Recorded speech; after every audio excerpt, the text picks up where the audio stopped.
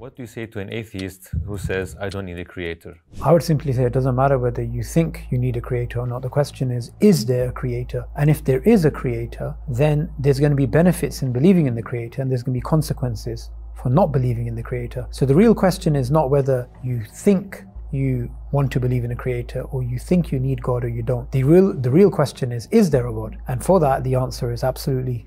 Then how would you prove God to an atheist? We have many different ways of showing that it's rational to believe in God. My personal favorite is the biological argument. Take something as simple as the human brain. The human brain is vastly more complex than anything a human being has ever made. The human brain has certain components that work together in synergy. And when a part of the brain is damaged, the other parts take up the job. And the processing that the human brain does is unmatched. Have you ever looked around using your mobile phone, you're recording something? After some time, your mobile will say, memory full. Has that ever happened to you as a human being though? Have you ever seen different things? You look at the sunset, you go home, you look at your children.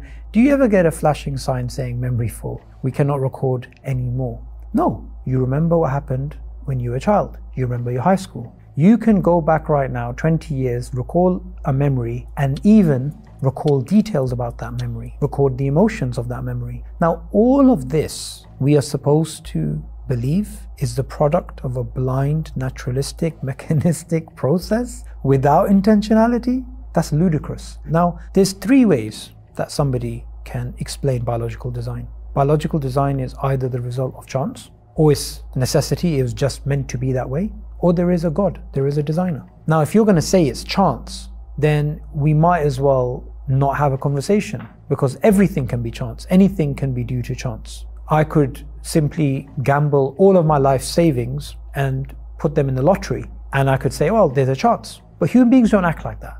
Chance is not something that can make something as sophisticated as the human brain or other things that we point out in terms of biological design. Necessity. Well, what's necessary about us being the way that we are? We could have been otherwise. We could have not existed. So that's a non-starter. So if we logically break it down, the only logical possibility is that there is a designer behind the design. And this is completely natural and intuitive to believe. But the Darwinists want us to believe that behind design, there's an illusion of design. And that is a much harder proposition to swallow.